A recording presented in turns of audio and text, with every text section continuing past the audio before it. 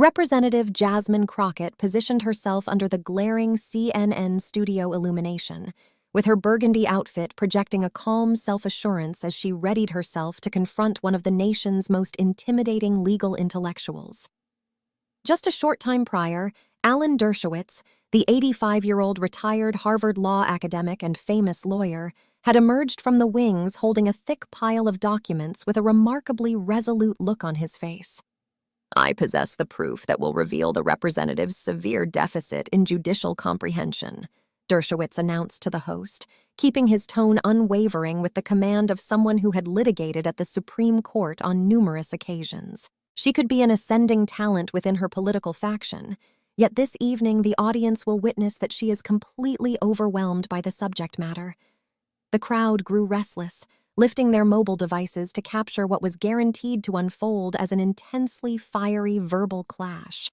Armed with his many years of practice, an elite Ivy League background, and a roster of famous clients, Dershowitz seemed certain that this would serve as an effortless victory against the fairly inexperienced lawmaker who had worked in the legislature for merely a couple of years. However, Crockett remained entirely unfazed by the situation. The past court-appointed lawyer and civil liberties advocate remained exceptionally composed, letting a subtle, perceptive grin touch her lips while she locked her gaze directly onto his. She had meticulously planned for this exact clash, and anyone familiar with her personality easily identified that specific facial expression. This encounter was not destined to be a standard televised argument. Rather, it was poised to transform into one of the most difficult trials throughout Dershowitz's extensive professional life. Once the network's broadcasting equipment started recording, the anchor presented the upcoming section focusing entirely on newly proposed electoral access laws. Neither the representative nor the professor broke their line of sight throughout their incredibly fierce and unyielding visual standoff. The seasoned judicial academic was on the verge of discovering that discounting Jasmine Crockett's capabilities would ultimately serve as his most massive error on a nationwide broadcast. Prior to plunging into this extraordinary back-and-forth conversation, please ensure you thumb up this clip and follow our platform to receive additional thoughtful governmental arguments and breakdowns. You will absolutely desire to watch every single moment of how Representative Crockett completely reversed the situation against one of the country's most highly praised legal professionals. The broadcasting room hummed with palpable excitement the moment moderator Rebecca Mitchell initiated the formal dialogue. This evening, we are accompanied by a pair of judicial specialists to argue the merits of the Voting Rights Protection Act presently sitting before the legislative branch. We have retired Harvard law instructor Alan Dershowitz, who has litigated at the highest court while defending multiple prominent figures, alongside Texas Representative Jasmine Crockett, a past civil liberties advocate and appointed defense lawyer currently navigating her initial session in the federal chamber. The professor sat perfectly straight with his graying hair flawlessly styled, wearing a sharp dark blue outfit that practically radiated traditional institutional authority. At the age of 85, he bore the immense gravity of countless years within university life, having shaped entire eras of attorneys while representing individuals ranging from O.J. Simpson to Jeffrey Epstein. His facial demeanor remained entirely unyielding. He had not arrived merely to converse, but rather to absolutely overpower his opponent. "I appreciate you hosting me here tonight, Rebecca," he commenced, with his distinct northeastern regional inflection remaining quite prominent.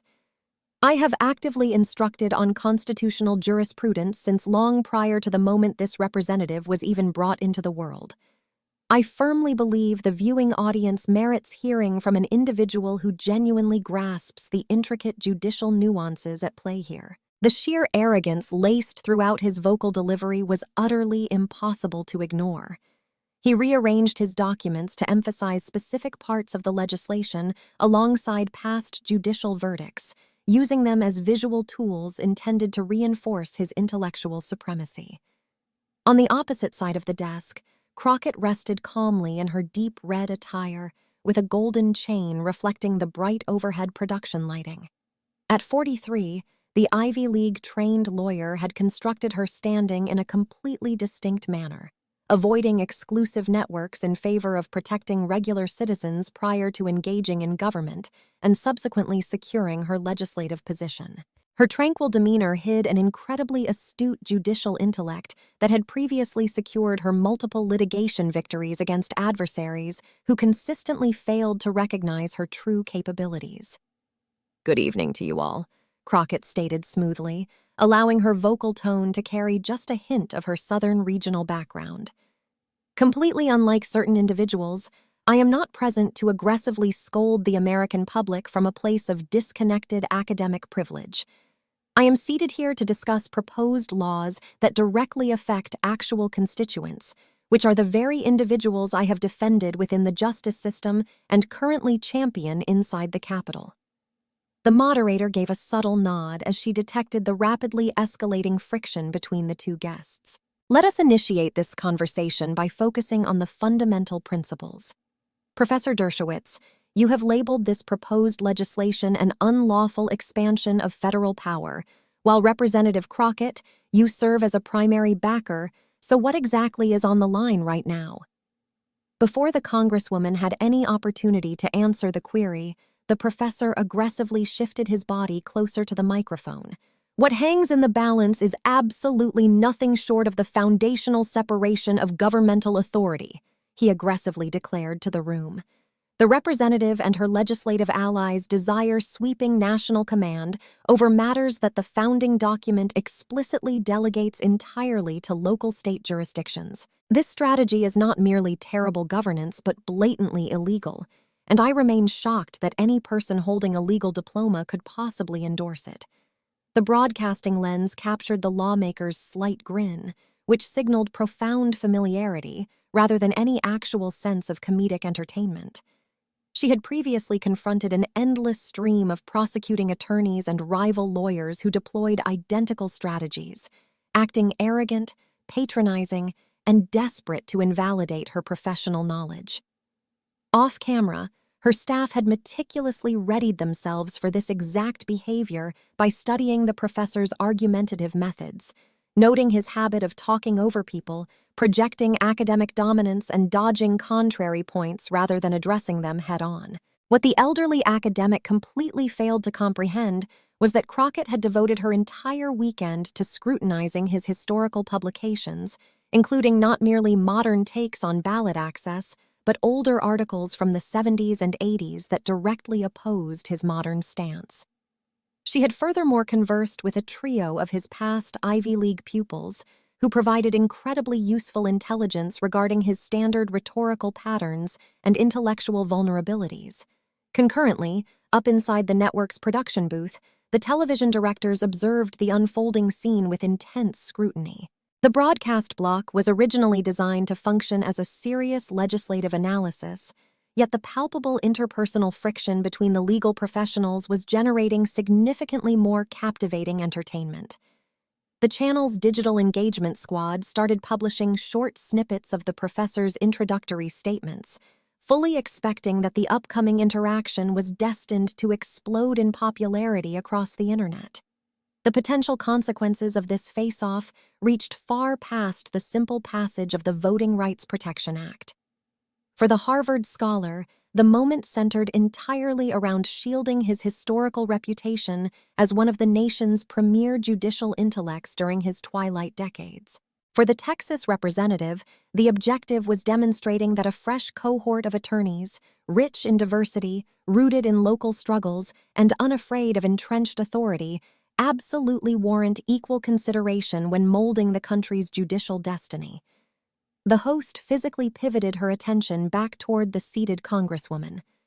"Representative, please provide your direct reply regarding the esteemed academic's vocalized constitutional anxieties." Crockett neatly aligned her reference materials on the desk as her facial demeanor transitioned from merely courteous to intensely concentrated. "I would be incredibly pleased to tackle those specific legal arguments, Rebecca, but initially the audience must grasp a crucial foundational element regarding this debate. What citizens truly must recognize," Crockett proceeded with a solid and resonant tone, "is that deciphering our founding charter is not a right exclusively held by elite university instructors. That power fundamentally belongs to every single citizen, particularly those individuals who are most heavily impacted by how those laws are ultimately construed. The professor arched a single brow and parted his lips to inject a comment, yet the Congresswoman relentlessly pushed forward with her statement.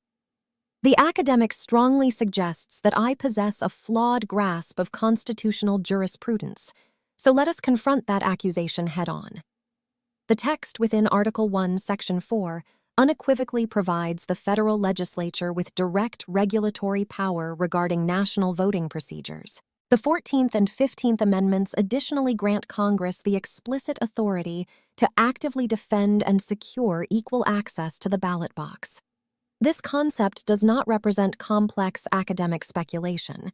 It is merely reading the codified statutes. The retired attorney vigorously moved his head from side to side, appearing noticeably frustrated by her remarks. Representative, I remain completely cognizant of those exact clauses, yet the highest court has continuously validated state-level dominance over electoral management, most prominently within the Shelby County versus Holder decision. I am intimately acquainted with the Shelby County ruling, Crockett answered swiftly, possessing personal experience arguing ballot access lawsuits that were immediately influenced by that specific verdict. The fundamental issue is not whether local jurisdictions hold administrative power, but whether they are permitted to weaponize that power to systematically mute the electorate. The elderly academic's facial features visibly constricted in immediate annoyance. That is exactly the type of heavily sentimental reasoning that completely obscures the core facts of this intellectual dispute. Our founding document promises identical legal shielding under the law, not guaranteed ease of access to a polling station. When electoral limitations overwhelmingly harm specific marginalized demographic groups, Crockett fired back immediately. We are no longer discussing mere ease of access, but rather blatant violations of fundamental constitutional rights. The moderator verbally stepped into the fray, suggesting they redirect their attention toward the detailed provisions located within the proposed legislation. Professor, you have publicly condemned the mandate demanding a baseline number of early electoral access days, and we would like to know your reasoning. The legal scholar shifted his upper body aggressively toward the studio camera. This exact provision represents where the federal legislature wildly exceeds its boundaries, considering that local territories vary vastly regarding their resident counts and financial capabilities. Implementing a blanket national regulation completely disregards these logistical truths while simultaneously destroying the bedrock concept of decentralized governance. I currently hold written testimonies from electoral administrators across 17 different jurisdictions who explicitly caution that these requirements will trigger absolute organizational disaster. The representative sitting across from me is shamelessly prioritizing partisan philosophy far above actual administrative feasibility. The Congresswoman paused with practiced endurance before launching her calculated rebuttal. It is incredibly fascinating that you bring up voting managers, because I possess declarations from 23 different jurisdictions, including conservative ones, backing these exact benchmarks as both realistic and necessary. She rotated her physical stance to lock eyes straight onto the Harvard professor. Let us transition into a conversation regarding your intellectual consistency, Professor. Within your published 1982 text, titled Rights of the People, you explicitly penned that national electoral benchmarks could become imperative whenever local jurisdictions demonstrate persistent prejudice or administrative collapse. You quite literally championed the exact concept of standardized nationwide early ballot access requirements within those pages. Has the supreme legal text of our nation radically altered itself over these decades, or is it merely your personal political posture that has shifted? The recording equipment perfectly captured the scholar's momentary flash of shock, as he clearly had not anticipated her weaponizing his own historical publications against him. Frantically organizing his notes, he answered that scholarly philosophy naturally develops as fresh data emerges over time. The overall environmental reality surrounding electoral procedures has drastically transformed since the 1980s era. My previously held viewpoint simply mirrored my localized anxieties regarding very particular jurisdictions during that specific historical moment. Therefore, foundational legal doctrines morph depending on the prevailing partisan atmosphere, Crockett sharply inquired. That is an exceptionally intriguing admission coming from a person who constantly markets themselves as a strict constitutional originalist. The atmospheric pressure skyrocketed as moderator Rebecca executed a conversational pivot. Let us move forward to examine the heavily debated identification mandates required at polling places. Detractors frequently argue that your proposed legislation actively deteriorates the fundamental security of our democratic contests. Those particular complainers deliberately turn a blind eye to empirical data, the Congresswoman shot back without hesitation. Numerous comprehensive analyses, featuring work from the Brennan Center, demonstrate that coordinated in-person voter deception is practically a non-existent phenomenon. What remains an undeniable reality, however, is that roughly 25 million citizens completely lack the government credentials demanded by these statutes. The Harvard emeritus let out a highly dismissive and arrogant chuckle. The Brennan Center operates with extreme bias, and proposing that vast millions of people are incapable of securing identification cards is a massive insult to the cognitive abilities of the American electorate. The Texas representative's vocal delivery instantly became noticeably more severe. Professor, I must ask if you have ever legally defended a single individual who was stripped of their ballot access simply due to lacking the financial means to purchase identification paperwork. I have personally sat down with senior citizens who entirely lack their original birth records. I have engaged in conversations with minimum wage earners who are fundamentally incapable of traveling to government credentialing facilities that strictly operate during standard business shifts. Labeling these completely legitimate systemic obstacles as mere insults perfectly illustrates that exact elite academic disconnect I referenced a few minutes ago. Realizing that his rhetorical footing was rapidly crumbling, the elderly lawyer completely changed his argumentative strategy. Your emotional personal stories absolutely cannot supersede a localized government's constitutional right to safeguard the security of its democratic processes. The highest judicial body in the land has repeatedly validated sensible identification mandates at the ballot box. In that case, let us delve deeply into those specific court decisions, the Congresswoman countered immediately.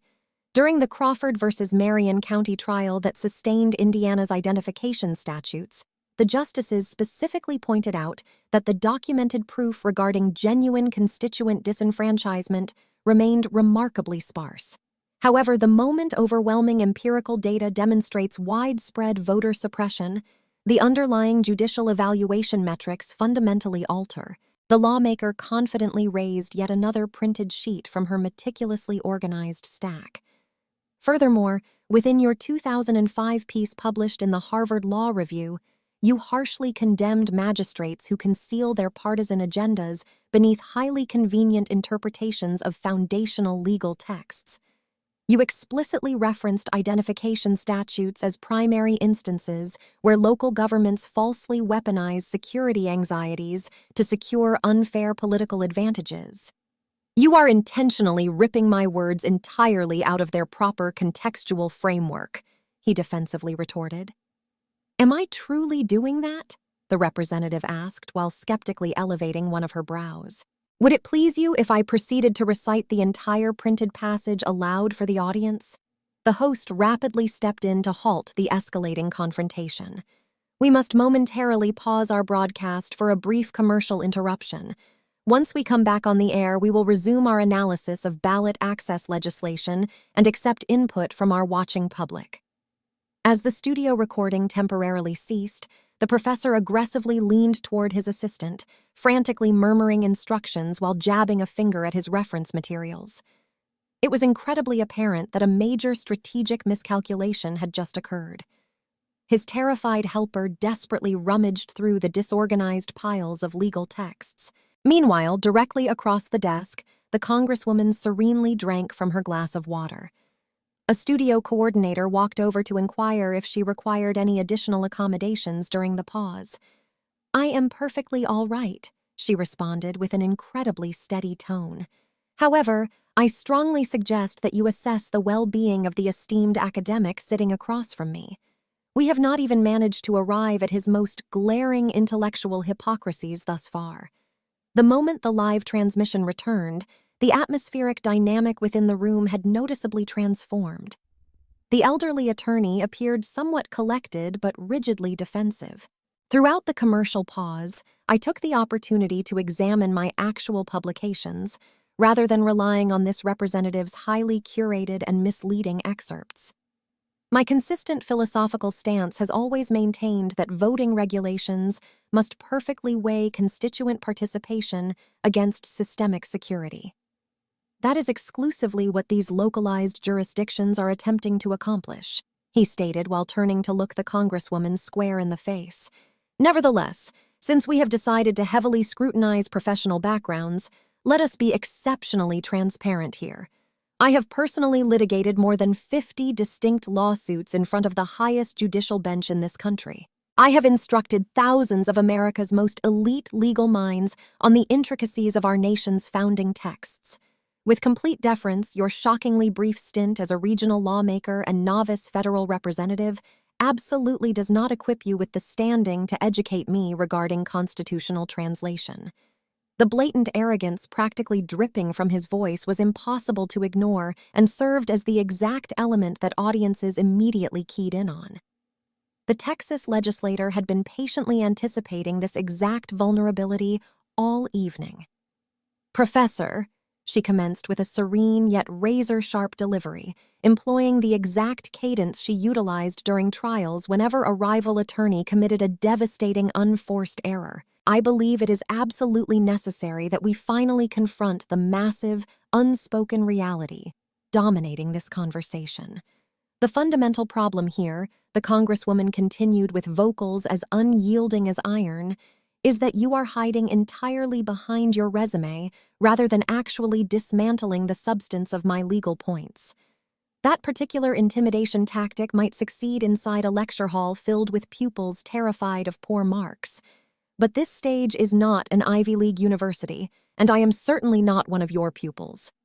The professor's face instantly squeezed into a tight mask of outrage. "I am absolutely engaging with the substantive issues at hand," he fired back rapidly. "You are the sole individual continually referencing ancient and irrelevant textual excerpts. I am merely demonstrating the profound ways in which your supposedly bedrock philosophies have conveniently morphed over the decades," the representative rebutted. "Let us return our attention squarely to the debate occurring right now. You aggressively insisted that local territories must maintain sweeping supremacy regarding how voting operations are conducted. However, back in the final month of 2020, you claimed that state lawmakers were not actually constrained by their own localized founding charters while selecting electoral college delegates. Implementing that specific legal theory would have effectively annihilated the democratic choices of millions of participating citizens." She dramatically elevated yet another printed document from her collection. "You personally authored a statement arguing that the foundational text assigns this exact authority exclusively to elected state lawmakers rather than to the broader state apparatus itself. How exactly do you logically align that radical posture with your sudden, bleeding heart anxiety regarding the preservation of decentralized power?" The academic visibly squirmed in his leather chair. That represented an incredibly hyper-specific judicial theory regarding the Electoral College framework, absolutely not an argument covering sweeping ballot administration standards. "Is that truly the case?" the lawmaker forcefully interrupted without missing a beat. "Both scenarios grapple with the exact same foundational dilemma of weighing decentralized government authority against the absolute necessity of defending civic participation. Nevertheless, your rigid legal analysis magically appears to transform based entirely upon whichever partisan faction stands to gain an advantage." The studio crowd released an audible wave of whispers while the retired professor's face turned completely red.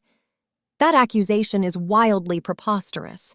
as my philosophical stances remain rooted entirely in rigorous judicial breakdown rather than cheap partisan theater." The Texas representative offered a very brief, patronizing nod. "If that is true, let us meticulously audit that specific scholarly reasoning right now. You frequently lean on the Shelby County versus Holder decision to campaign against national monitoring of localized electoral statutes. Yet within the text of that exact verdict, the leading magistrate explicitly restated the federal legislature's inherent power to combat ballot prejudice, which is the precise power this new legislation activates." She angled her body closer toward the desk separating them. "The fundamental disconnect here, sir, is that I have legally advocated for the actual human beings whose lives were decimated by the fallout of the Shelby County ruling. I have personally witnessed ballot stations eliminated across marginalized neighborhoods, aggressive registration removals that statistically hammer qualified diverse demographics, and documentation mandates engineered with terrifying accuracy to lock out specific populations." The elderly scholar attempted to verbally bulldoze her, but the Congresswoman sharply elevated her palm to demand silence. "I demand you allow me to finish, considering I sat quietly and paid you basic respect while you spoke." He immediately ceased talking, suddenly comprehending the severe escalation in her authoritative demeanor. "You previously boasted regarding your extensive history litigating before the highest judicial body," she smoothly resumed. "While I acknowledge that accomplishment, my career unfolded within local tribunals where electoral access decisions immediately dictate the trajectory of citizens' actual realities. I have actively assisted elderly individuals in recapturing their democratic voice after they were crushed by administrative red tape. Abstract legal philosophies collide violently with tangible human existence inside those courtrooms, entirely devoid of sterilized university posturing." Elevating the physical draft of the law, she stated that this proposed rule absolutely does not nationalize all electoral procedures as you falsely allege, but merely establishes baseline protections to block the most severe tactics of voter disenfranchisement. Local jurisdictions completely maintain vast administrative leeway regarding the specific logistical methods utilized to execute these baseline protections. The CNN host recognized the massive momentum shift and physically redirected the segment toward the professor. "Professor, please provide your counterargument to these points." The Harvard emeritus took a moment to mentally reconstruct his shattered composure. The representative's emotional career stories remain completely valid, yet they absolutely cannot legally eclipse the founding charter, which clearly delegates the principal control of ballot administration to local territories rather than the federal branch. This aggressive legislation grossly violates those boundaries by obsessively dictating microscopic administrative processes. The 306th portion of the text by itself contains 42 highly specific directives regarding advanced ballot access schedules and geographic placements. That horrific overreach does not constitute a simple benchmark, but rather a complete governmental hijacking. A faint, victorious grin crept across the Texas lawmaker's face. "I am genuinely thrilled that you specifically highlighted the 306th portion, sir. That exact segment is heavily adapted from a legislative recommendation that you personally championed during sworn committee hearings way back in 1991. You verbally characterized nearly identical interventions as perfectly scaled national maneuvers that defer to localized dominance while simultaneously guaranteeing civic participation rights." The entire broadcast studio plummeted into complete quietness as the Congresswoman held up the printed official record. "This document is sourced directly from your sworn declarations to the House Judiciary Committee on the 14th of March, 1991. Would you prefer that I recite the contents aloud for the audience right now?" The elderly scholar fluttered his eyelids with intense speed, looking completely and utterly ambushed. "I would absolutely require the ability to examine the broader surrounding paragraphs to determine the exact contextual framing." Naturally, the lawmaker responded while casually pushing the paperwork across the desk, instructing him to take whatever duration he needed to read it. While his eyes scanned the page, the broadcast lens immortalized his facial features, melting rapidly from arrogant certainty into bewilderment, and finally settling into silent devastation. The historical record completely and undeniably verified every single claim she had just articulated. The triumphant representative pivoted her body directly toward the primary television lens.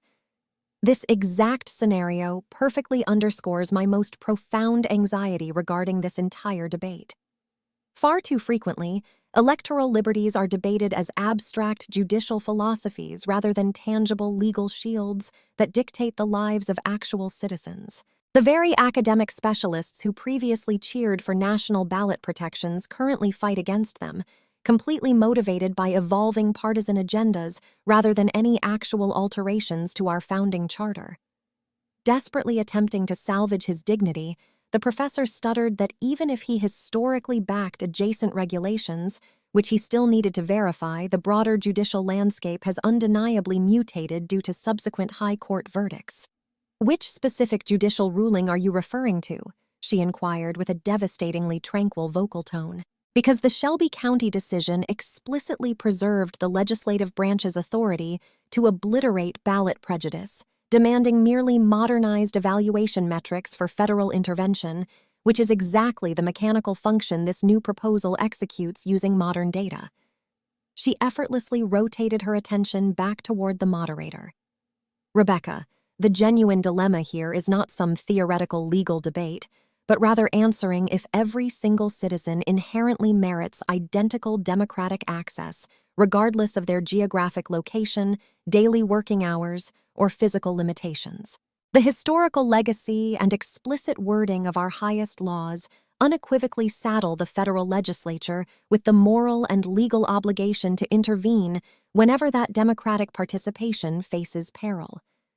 The academic, appearing incredibly rattled, aimlessly moved his documents around while the studio crowd observed the destruction in absolute quiet.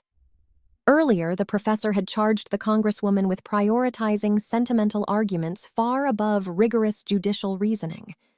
Elevating a brow in a mocking fashion, she openly questioned if that was truly the case.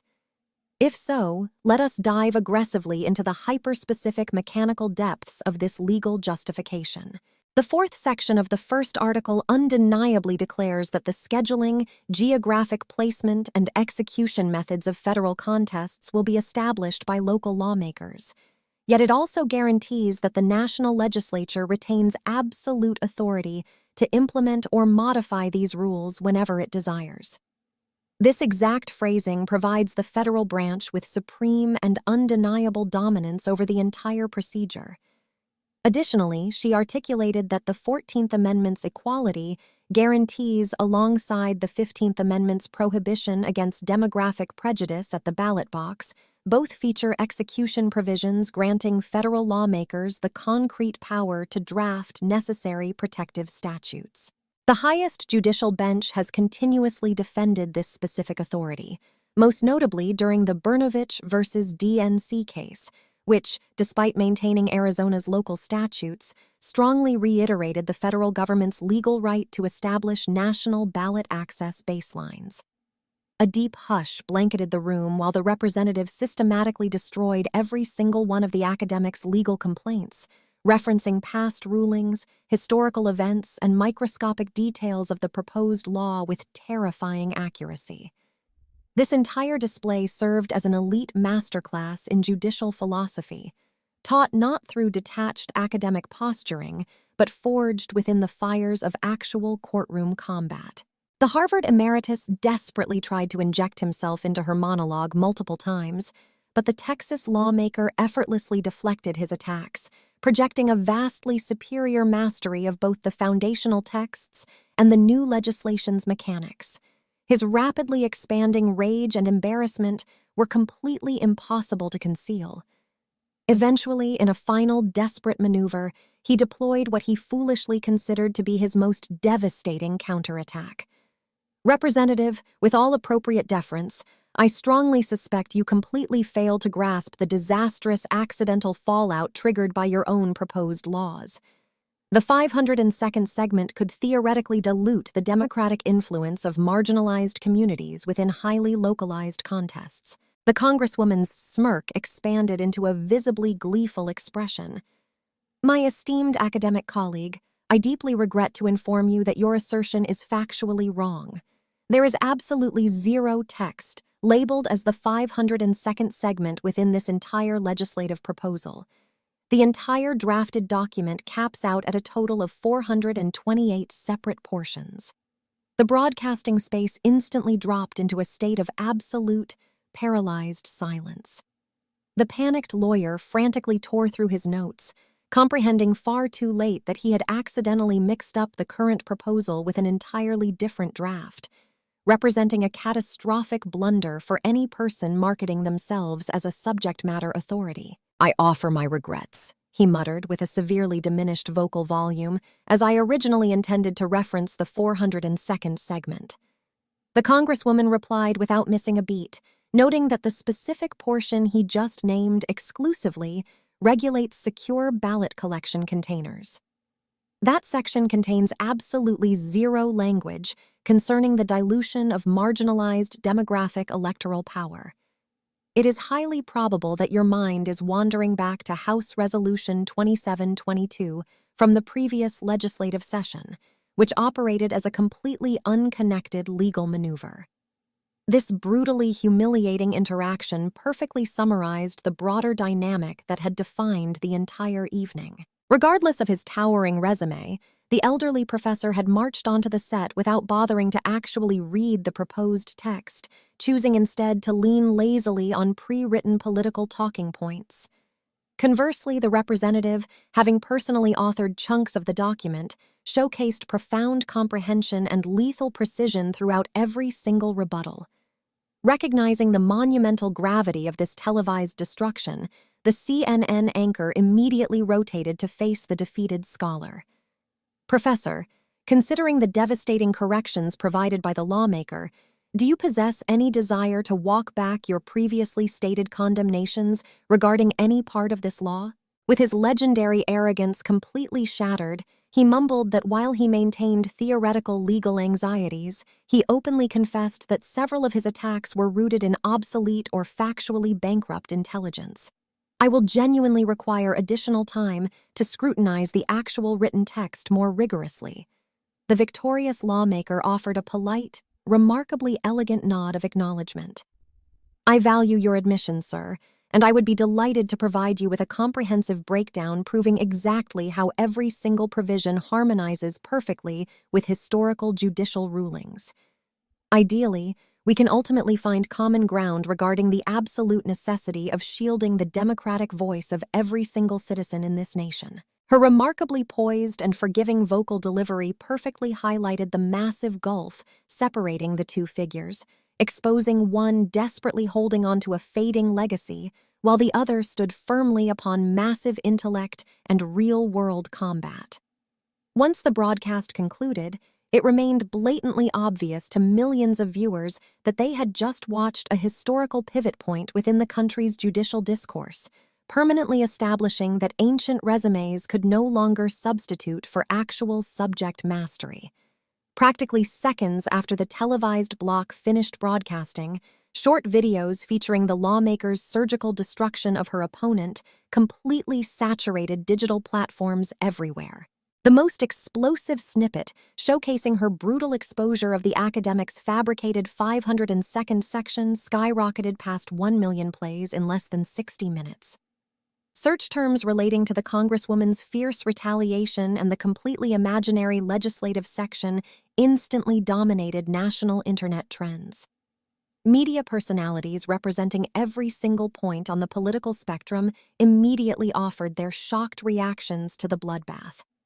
Right-leaning judicial pundit Andrew McCarthy published a statement declaring that, completely independent of anyone's personal feelings regarding the proposed law, the representative had just delivered an absolute clinic on professional readiness. The Harvard emeritus arrived armed with vague posturing, while his opponent brought lethal, hyper-targeted facts, Progressive Network anchor Rachel Maddow kicked off her evening broadcast by stating that the public had just watched a judicial replication of the David and Goliath myth.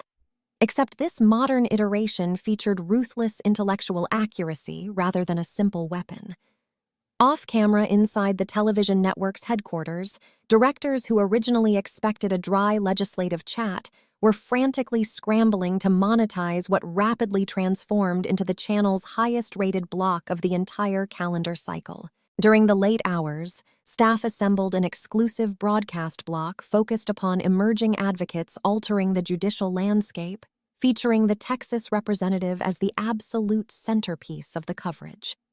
Sitting inside his lavish New York City residence, the elderly professor was forced to process one of the most humiliating public defeats of his extraordinarily lengthy professional life. His mobile device vibrated relentlessly, flooded with inquiries from academic peers, former pupils, and reporters desperate to secure a reactionary quote.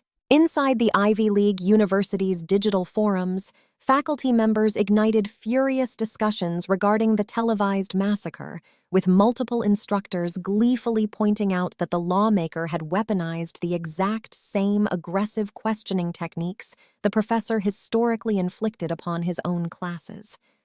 By the time the sun rose, the defeated scholar officially published a written declaration. Although I maintain severe legal anxieties concerning nationalized ballot statutes, I fully acknowledge the representative's overwhelmingly powerful grasp of the subject matter. Our national civic dialogue massively profits whenever exceptionally readied champions step forward to defend their respective ideological positions. Despite its highly polite phrasing, the political sphere universally interpreted the message as a desperate maneuver to halt the bleeding of his professional reputation. Conversely, the fallout surrounding the viral moment proved completely life-altering for the young representative. Her congressional staff found themselves buried underneath a mountain of media appearances from massive broadcasters, while her digital audience metrics multiplied by a factor of 3 before the next morning. Noting her skyrocketing cultural power, elite liberal lawmakers practically begged her to spearhead a massive media briefing regarding the ballot access laws the very next afternoon. Even more shockingly, a trio of previously hesitant legislators directly telephoned her headquarters to formally announce their newfound endorsement of the proposed rules. The massive alteration in legislative velocity was entirely impossible to ignore or deny. A statutory initiative that initially looked doomed to fail suddenly emerged as a highly plausible victory. Extensive breakdowns of the televised slaughter exploded across judicial websites and university discussion boards everywhere.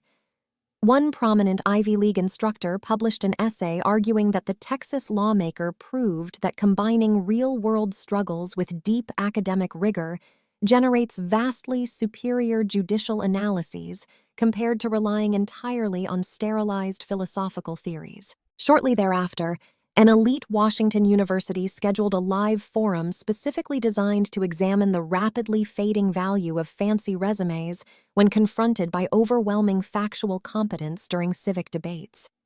Major advocacy groups immediately capitalized upon the intense cultural momentum generated by the broadcast. Prominent equality organizations released public memos highlighting exactly how the representative's devastating televised performance perfectly reinforced the legal bedrock justifying national ballot defense measures. On-the-ground organizers across multiple battleground states documented massive spikes in citizen recruitment for Democratic participation campaigns, with countless new volunteers explicitly naming the lawmakers' fiery television appearance as their primary motivation. Right-wing broadcasting networks desperately attempted to alter the overwhelming cultural storyline. A highly prominent conservative television anchor claimed that the Congresswoman's brutal fact-check regarding the imaginary legislative segment did nothing to invalidate the larger philosophical concerns at play. However, even the judicial analysts employed by that specific right-leaning network openly confessed that the Harvard emeritus suffered a catastrophic defeat regarding the actual facts of the debate. A former magistrate bluntly stated on live television that the elderly scholar leaned entirely on his historical fame, whereas his opponent relied exclusively on lethal, meticulous readiness.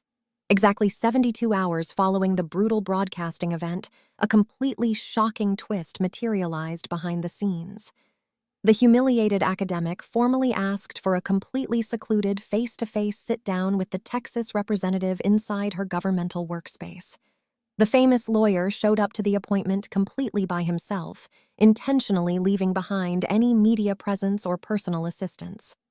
Representative, he initiated the conversation, employing a vocal cadence that was drastically more humble than his aggressive televised posturing. I have finally taken the appropriate amount of time to exhaustively read the drafted legislation from cover to cover.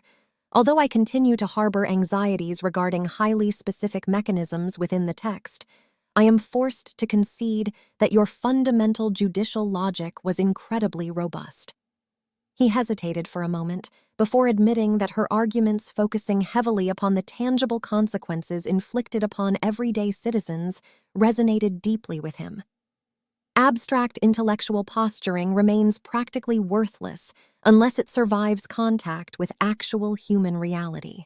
The lawmaker, displaying massive elegance following her victory, asked the professor to jointly write an editorial piece exploring their mutual foundational beliefs regarding ballot access, despite their methodological disagreements. The American electorate absolutely needs proof that deciphering our founding documents does not inherently require toxic partisan warfare, she wisely posited to the older man. Following a brief period of internal contemplation, the Harvard scholar accepted her incredible offer. Their collaborative essay, published within a major national newspaper, exploded in popularity. But this time it succeeded because it beautifully showcased highly productive conversations, bridging massive generational and philosophical divides. The powerful article ended by declaring that whenever arguments prioritize actual facts above fancy resumes and empirical data above historical prestige, our civic systems flourish beautifully. For the Texas representative, the nationally televised bloodbath served as an absolutely critical turning point, turbocharging both her political trajectory and her overarching crusade to champion desperately ignored topics. During the 7 days immediately following her studio demolition of the academic, she secured highly coveted speaking requests from the most elite university legal programs in the entire nation. Registration for academic classes focusing heavily upon democratic ballot access exploded at universities across the entire country during the subsequent academic term. Most profoundly, the lawmaker collected thousands of letters from novice attorneys, university pupils, and particularly diverse female legal professionals who permanently viewed her as a massive icon of academic bravery.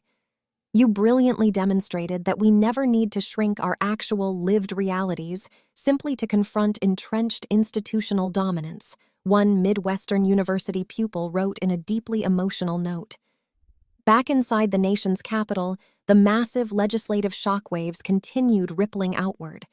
A trio of conservative members of the upper legislative chamber directly contacted her to negotiate a highly plausible bipartisan deal concerning advanced ballot access benchmarks. Even though ideological friction remained, the conversations fundamentally transitioned away from abstract legal philosophy and moved directly toward tangible fixes, which was precisely the arena where the Congresswoman dominated.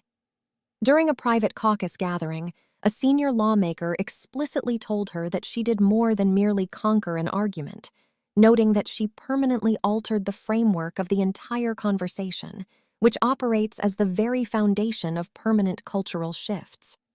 Exactly a month and a half later, an updated iteration of the electoral defense legislation cleared the lower chamber, with votes secured from both sides of the political aisle. Although its ultimate fate inside the upper chamber remained entirely unknown, the statutory proposal possessed a level of massive velocity that nobody could have predicted prior to her explosive television appearance.